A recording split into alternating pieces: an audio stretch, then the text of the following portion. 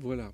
Alors, vous allez me dire, je crois que j'ai résolu le problème en ce qui concerne le son sur YouTube. Donc vous me direz à l'occasion, hein, pour ceux qui sont sur YouTube, je pense que j'ai mis le son, j'avais un petit souci de configuration.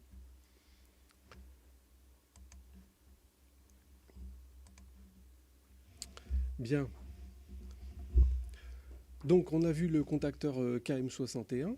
Alors on peut tout de suite répondre à une autre question, hein, c'est qu'on voit finalement que ce contacteur KM61, il a permis de réaliser un couplage en triangle.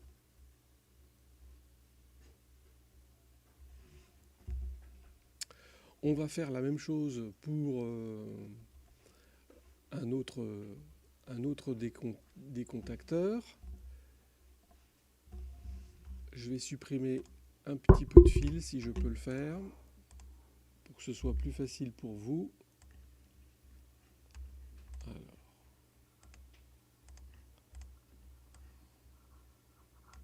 voilà. Donc maintenant, on s'intéresse au contacteur KM62. Et on va donc imaginer que le contacteur KM62 est fermé euh, comme ceci. Alors, si on regarde les liaisons qui sont établies, on va se rendre compte que le contacteur rejoint différentes bornes du moteur.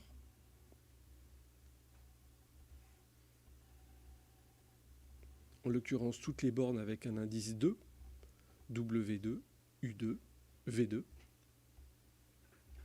Et puis, on peut constater que ces bornes vont être reliées ensemble avec ce petit montage, hein, qu'on voit au-dessus de KM62.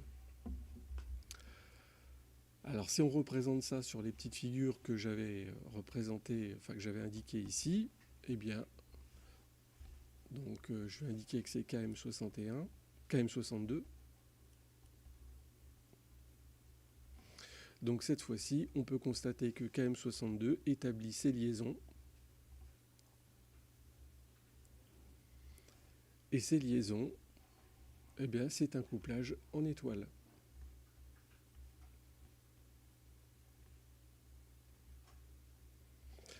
Donc ça veut dire que finalement, hein, dans ce montage qui permet un démarrage étoile-triangle, on a un contacteur qui assure le couplage étoile, un autre contacteur qui assure le couplage en triangle. Alors on va tout de suite s'intéresser à la dernière question, la question 5. Et là encore, on va regarder sur le schéma électrique. Je vais faire un petit peu de ménage pour que ce soit plus facilement lisible. Donc le contacteur KM60, là encore, ça va être assez évident de constater que ce contacteur assure des liaisons depuis le réseau d'alimentation jusqu'à toutes les bornes d'indice 1, c'est-à-dire U1, V1, W1, sur le moteur. Alors on traverse également l'organe de protection, ici c'est Q6, mais on va faire abstraction de ça pour la suite. Alors on peut terminer ça maintenant, terminer de compléter le document ici, et on peut voir les liaisons effectuées par KM60.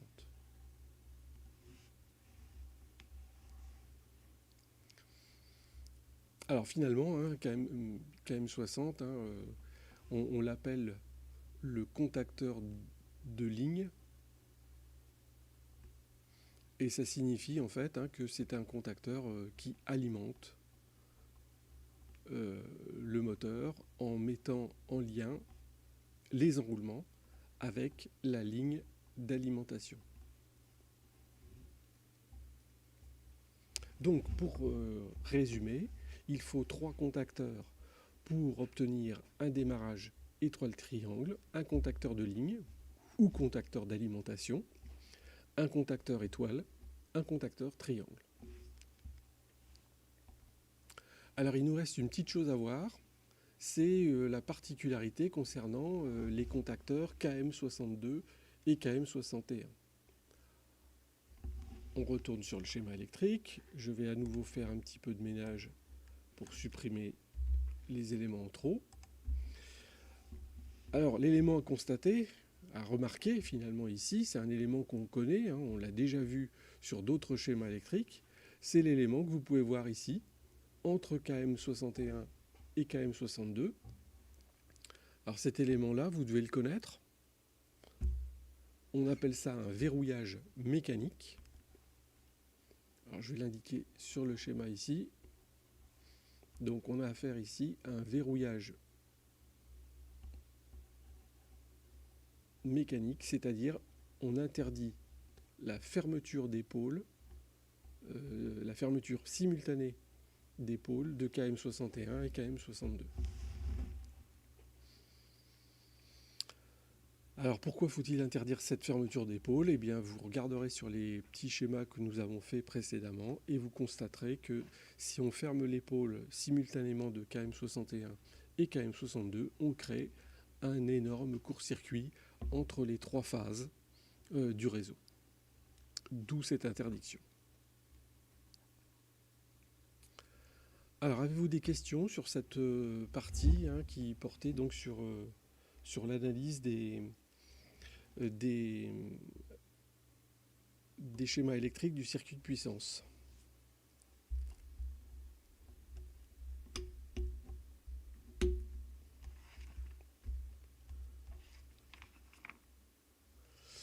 Alors le verrouillage mécanique, on l'a abordé déjà dans le TD précédent. Hein. Dans le TD numéro 3, on avait déjà abordé la notion de verrouillage mécanique. Le verrouillage mécanique, il est là pour interdire que des pôles qui appartiennent à des contacteurs différents soient fermés simultanément.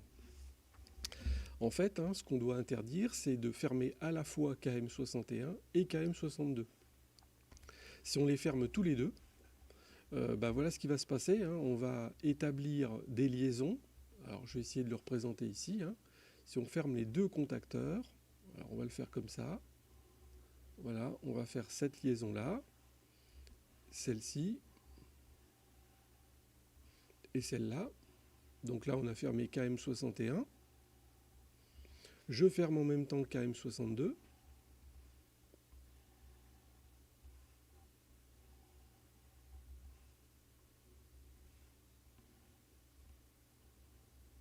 Voilà, et vous pouvez constater que tout est relié ensemble. Les phases L1, L2, L3 sont reliées ensemble. Et donc dans ce cas-là, on crée un court-circuit. Donc c'est pour ça qu'on doit éviter à tout prix que les deux contacteurs soient fermés simultanément. C'est le rôle d'un verrouillage mécanique, c'est d'empêcher cette fermeture.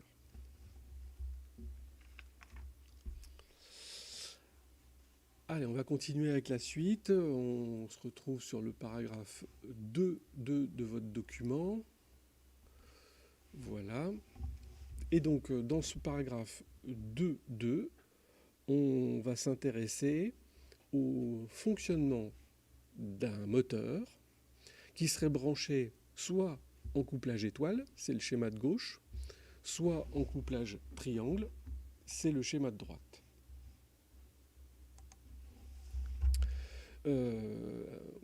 Chacun de ces moteurs est composé de 3 enroulements qu'on a ici représentés et notés Z.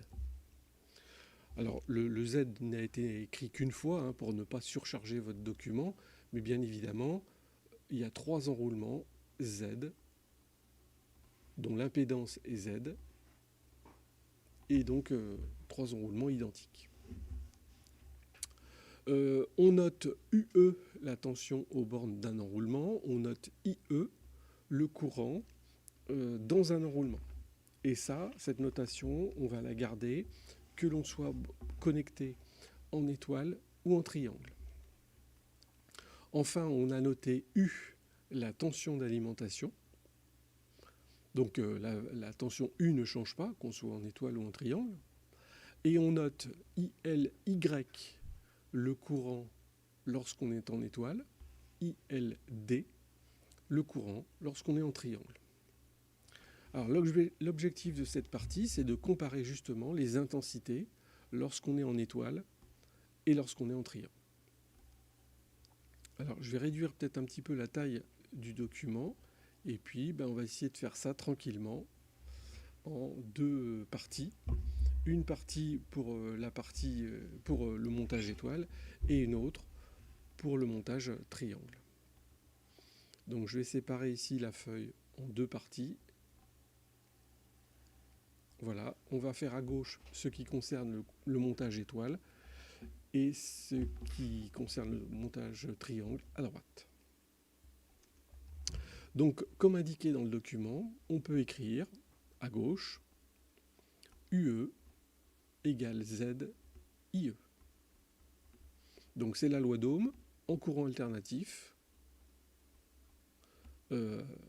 appliquée à des valeurs efficaces. UE est une valeur efficace, IE est une valeur efficace, Z est une impédance.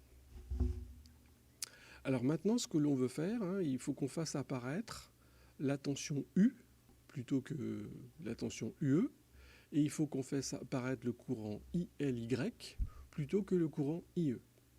Alors pour ça, il faut qu'on établisse les relations entre U et UE, d'une part. Quelle relation y a-t-il entre ces deux tensions et entre ces deux intensités?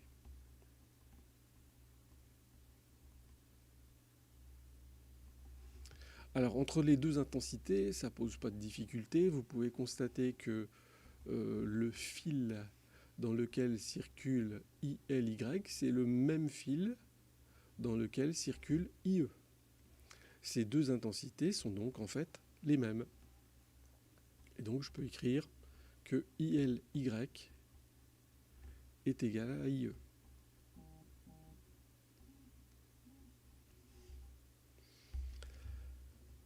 En ce qui concerne les tensions, nous sommes dans un réseau triphasé. UE représente une tension simple, U représente une tension composée. Le coefficient entre ces deux valeurs, c'est racine de 3. On peut donc écrire que U est égal à racine de 3 UE. Alors maintenant, ce qu'il suffit de faire, c'est de remplacer UE par sa valeur, que l'on va déduire de l'expression de la tension, et IE par sa valeur, et là c'est immédiat. Donc ça va donner ici à gauche, je remplace UE par sa valeur, donc je vais écrire U sur racine de 3,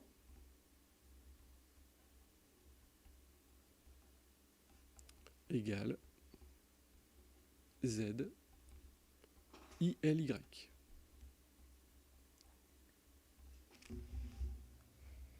Alors maintenant, il faut faire exactement la même chose pour le montage triangle. Donc ce qui va donner la chose suivante, on part toujours de la même expression, UE égale Z IE.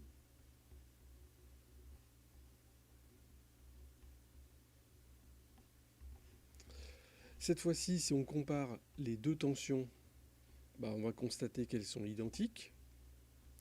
On a exactement les mêmes points, que ce soit au-dessus ou en dessous l'impédance Z. Par contre, cette fois-ci, on va avoir une relation entre les intensités. Et cette relation aussi, c'est également un rapport de racine de 3. Donc on va écrire ici que U est égal à UE. Et on va écrire que ILD c'est égal à racine de 3 fois IE.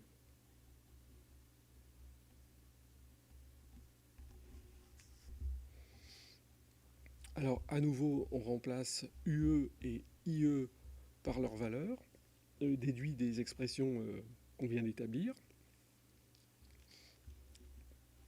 On va donc écrire U, on remplace UE par U, égale Z, ILD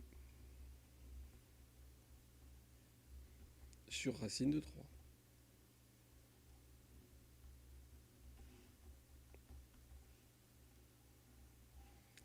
Donc voici les expressions qu'on obtient pour un montage étoile à gauche, pour un montage triangle à droite. Alors maintenant, ce qu'on veut, c'est faire une comparaison entre les deux intensités, c'est-à-dire l'intensité obtenue pour un montage étoile et celle obtenue pour un montage triangle.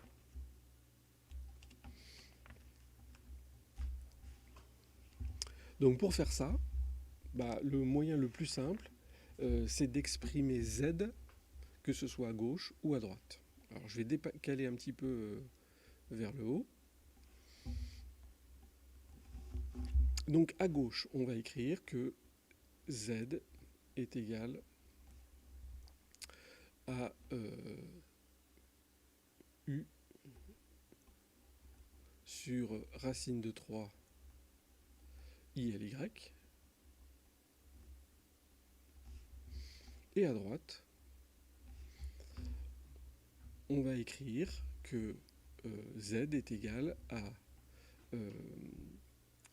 U racine de 3 sur ILD.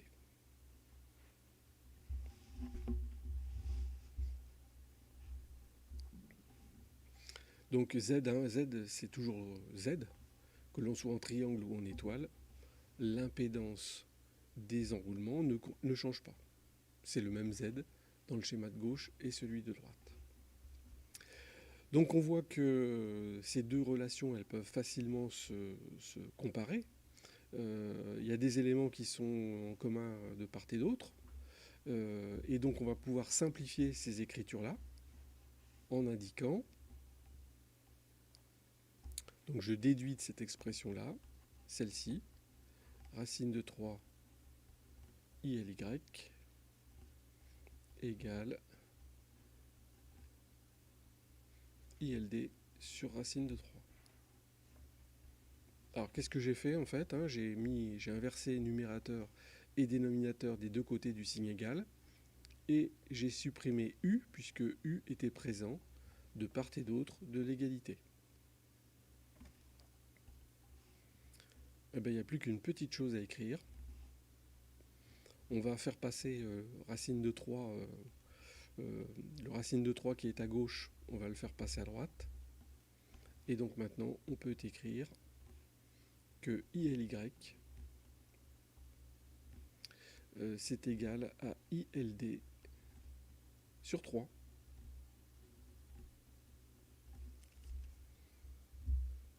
Et donc dit autrement, ça veut dire que si je prends un moteur qui est normalement couplé en triangle et que je le couple en étoile, le courant sera divisé par 3.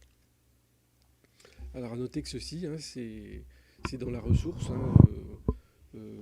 que vous avez à votre disposition dans le document. Voilà. Donc là, on vient de redémontrer que en étoile, le courant est divisé par 3.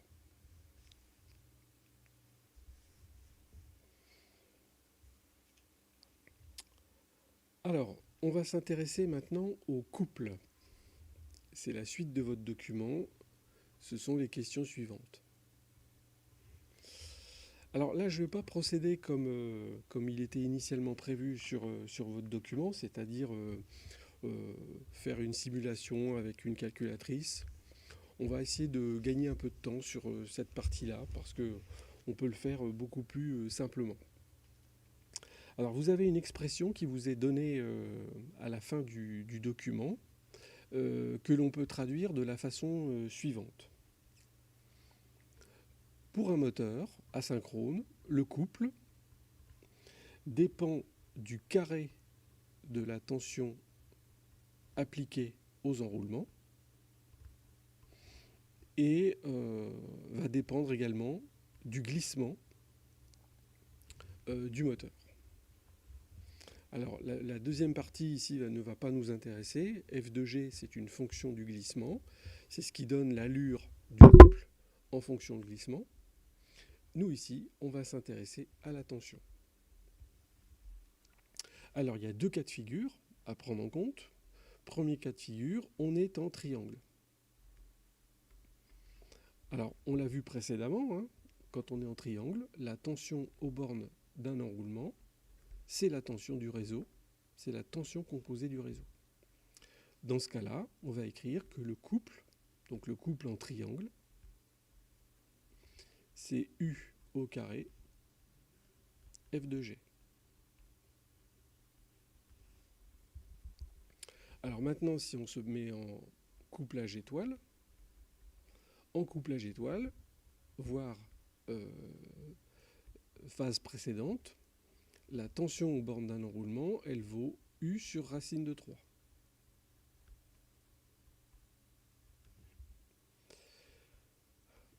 Et dans ce cas-là, le couple en étoile vaut donc U sur racine de 3, le tout au carré, F de G, ce qui s'écrit également U au carré sur 3, F de G. Et U carré F de G, eh bien c'était le couple en triangle. On peut donc écrire que le couple en étoile est égal au couple en triangle divisé par 3. Alors là aussi, c'est un élément que vous avez dans la ressource qui vous était fournie avec le TD4, hein, et qui indique que en couplage étoile, un moteur a son couple qui est divisé par 3. Donc finalement, c'est assez simple à retenir, hein. Lorsqu'on fait un démarrage étoile-triangle, lors de la phase étoile, le courant sera divisé par 3 et le couple sera divisé par 3. Alors on va synthétiser tout ça en utilisant les caractéristiques qui sont données dans le paragraphe suivant. Alors ces caractéristiques, hein, ce sont les caractéristiques standards d'un moteur asynchrone. Donc les courbes qui sont données, que vous pouvez voir en bleu sur le document, elles correspondent au couplage triangle. Donc à gauche la courbe d'intensité, à droite, la courbe de couple. La courbe en vert matérialise le couple résistant. Donc sur ces courbes, nous allons ajouter maintenant la courbe d'intensité en étoile et la courbe de couple en étoile. Alors je vais faire ça en noir ici. Alors c'est assez simple pour l'intensité, hein, puisque ici on peut remarquer que l'intensité de démarrage c'est 6 fois l'intensité nominale en triangle. 6 divisé par 3 ça fait 2, et ça veut donc dire que l'intensité de démarrage en étoile va être de 2 fois l'intensité nominale. Et donc maintenant on va essayer de faire une courbe la plus ressemblante possible, qui va donner à peu près ceci, et qui donc est la même courbe que la courbe bleue, mais 3 fois plus petite. Donc ici en noir, j'ai représenté la courbe de l'intensité en étoile.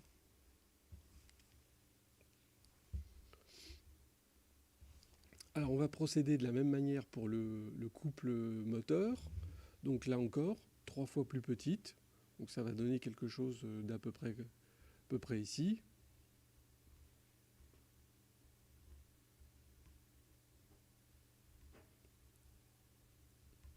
Voici le couple en étoile.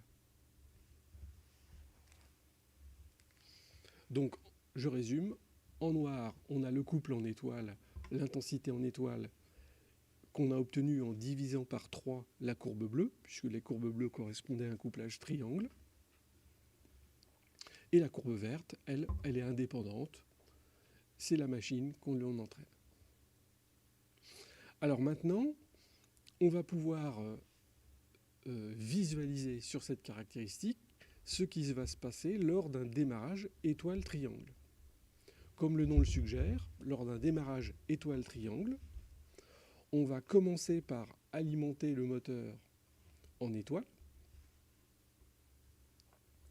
Et puis au bout d'un certain temps, alors ce temps ici va correspondre à 75% de la vitesse nominale.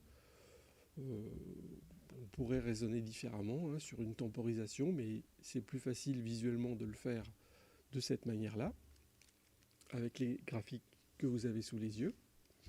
Donc lorsqu'on atteindra 75% de la vitesse nominale, eh bien on passera au couplage triangle. Alors voici ce que ça donne. Donc pour commencer en intensité. Donc au démarrage, on est en étoile, on est donc sur la courbe en pointillé noir. On reste sur cette courbe jusqu'à atteindre 75% de la vitesse nominale. Et lorsqu'on atteint cette vitesse, eh bien on change de couplage, c'est-à-dire qu'on passe en couplage triangle. Donc brutalement, on change de caractéristique et on atteint cette nouvelle caractéristique. Et on s'arrête lorsqu'on obtient le courant nominal, c'est-à-dire là où j'ai mis le point final ici. Donc on voit nettement qu'on a deux parties dans cette caractéristique, hein, une partie étoile en quelque sorte, une portion triangle. Et on voit aussi nettement une pointe d'intensité au moment du changement de couplage. Cette pointe d'intensité, elle est relativement importante, mais elle est sans conséquence en termes d'échauffement parce qu'elle va durer très peu de temps. Alors, si on regarde le couple, donc on commence avec un couple en étoile, ici. 75% de la vitesse, on bascule sur un couple en triangle.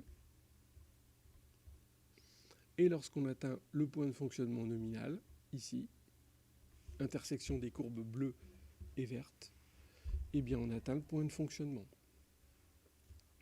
Alors là aussi, on peut voir plusieurs choses.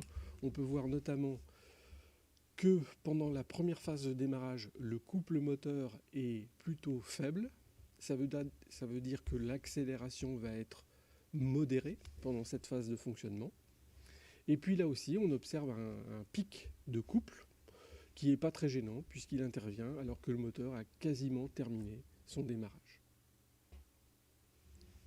Et donc on voit assez facilement la façon dont le moteur fonctionne bien avec deux sens de rotation. Avec, deux phases lors du démarrage.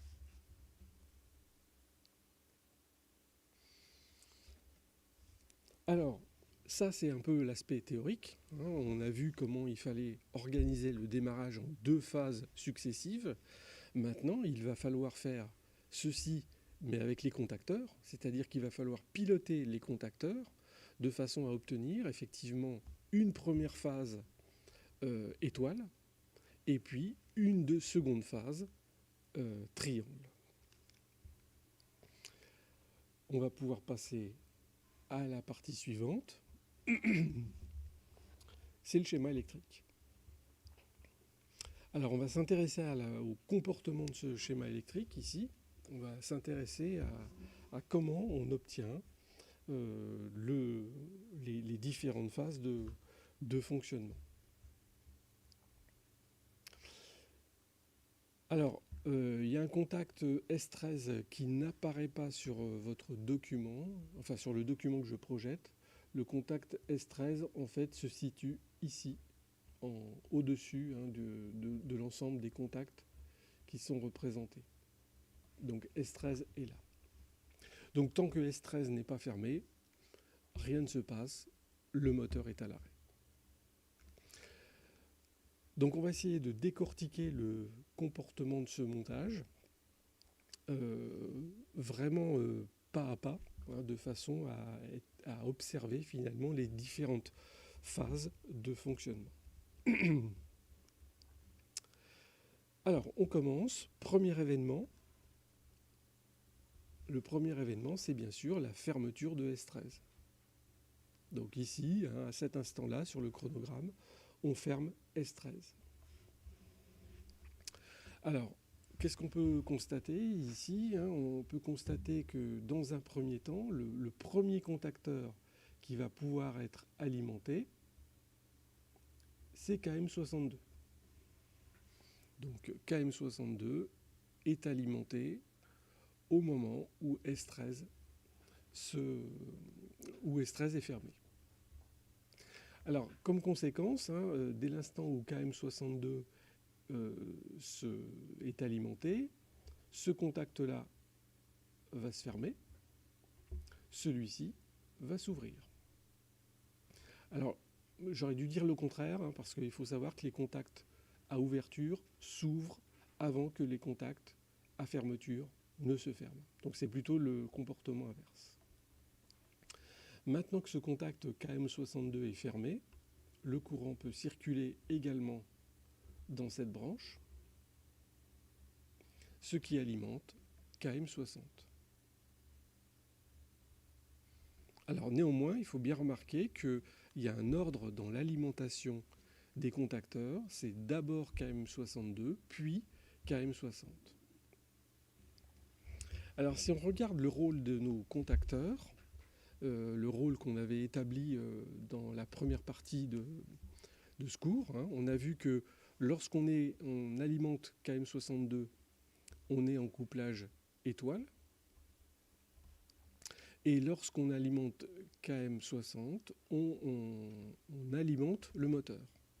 Donc ça veut dire qu'à partir du moment où KM60 et KM62 sont fermés, le moteur commence son démarrage et on a ici la phase étoile.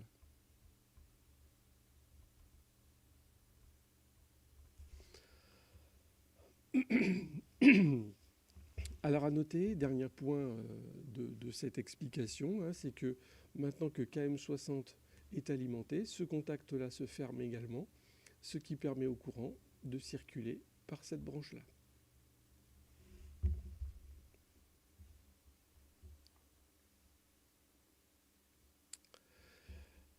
Alors l'événement suivant qui va se produire va concerner le contact temporisé qui est ici. Donc ici on a un contact temporisé, c'est un contact temporisé travail. Ça veut dire que la temporisation démarre lorsque KM60 est alimenté. Lorsque cette temporisation va être écoulée, le contact KM60 qui est ici va s'ouvrir. Donc sur le chronogramme, ça se traduit de la façon suivante. Au bout d'un certain temps, et ce temps il est ici,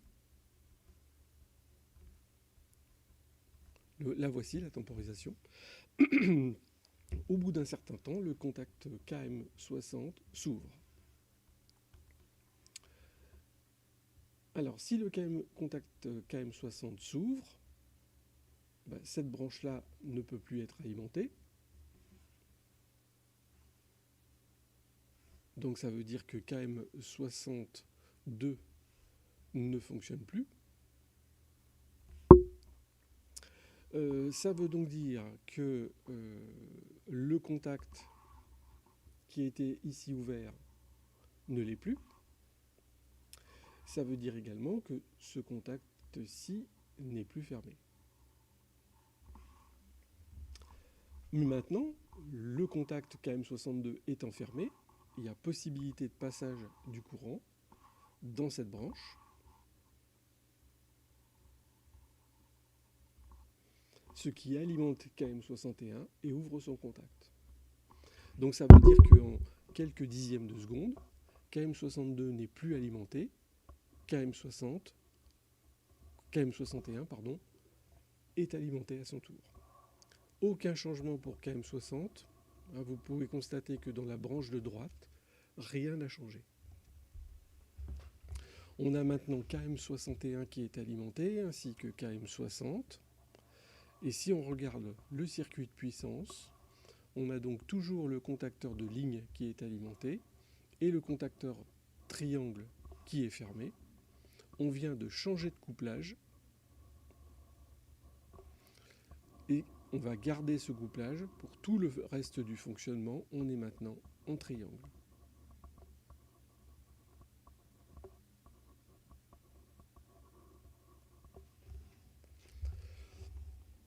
partir de là, le montage est figé, hein, le moteur reste en fonctionnement. Et bien évidemment, pour couper le moteur, il suffit de couper l'alimentation au niveau de S13, ce qui va permettre d'arrêter l'alimentation des différents contacteurs et le moteur va s'arrêter. Donc qu'est-ce qui est à retenir de tout ça, hein? Finalement, on voit que pour obtenir un démarrage étoile triangle, le moyen le plus simple qu'on va employer, c'est une temporisation. En fait, on va régler, grâce à la temporisation, la durée de la phase étoile. Donc le contact temporisé qui est installé ici permet de régler la phase étoile. Donc là, ici, hein, c'est un réglage qui est assez empirique. On va concrètement faire des essais pour obtenir un fonctionnement optimal, c'est-à-dire avoir un passage étoile vers triangle qui se fasse à peu près aux 3/4 de la vitesse nominale. C'est un bon compromis. Alors, je voudrais savoir maintenant si vous avez des questions sur tout ce que j'ai pu montrer dans le cadre de cette activité. Il ne faut pas hésiter si vous avez des questions, que ce soit sur YouTube ou sur Éclat. Je vais essayer de vous voir vos demandes, s'il y en a.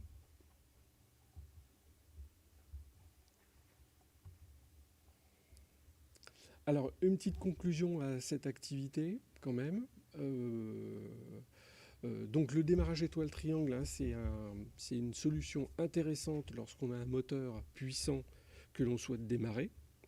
Ça va permettre de préserver le réseau en diminuant l'appel de courant pendant la phase de démarrage.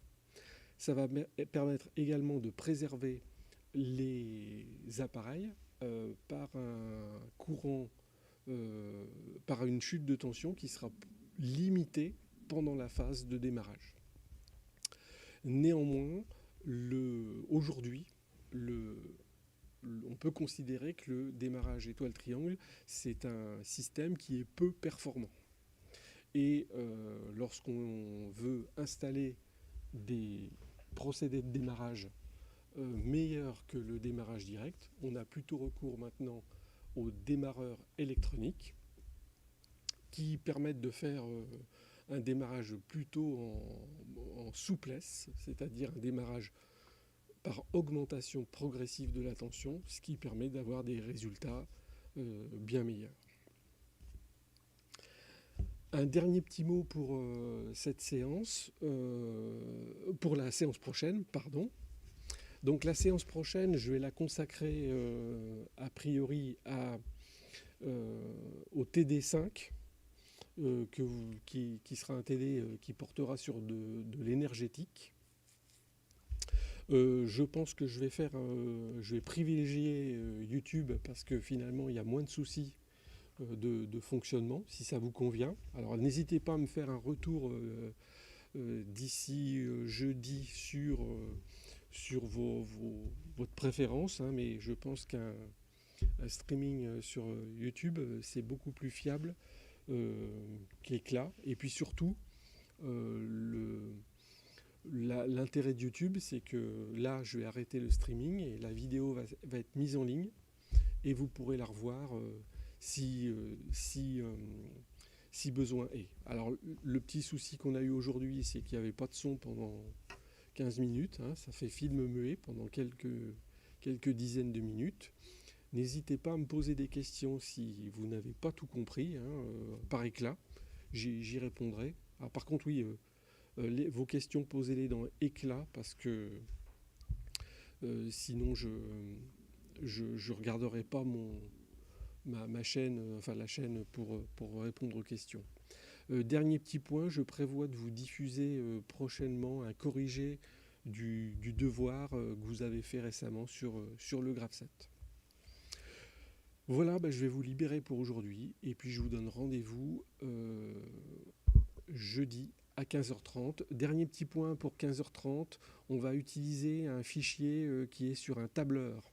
Je vous l'ai mis dans le dossier de la classe. Alors ça serait bien si vous pouviez le récupérer d'ici là et l'utiliser.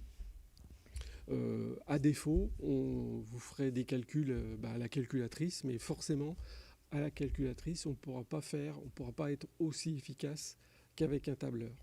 J'aurais tendance à vous dire que pour la semaine prochaine, c'est pas tellement la vidéo qui va être importante, ça sera plutôt de m'écouter et on fera un peu un pas à pas sur le tableur. Donc ça sera une activité où vous ferez beaucoup de choses de votre côté. Voilà, s'il n'y a pas de questions, eh bien je vous libère pour aujourd'hui. Bon courage à tous et puis à jeudi.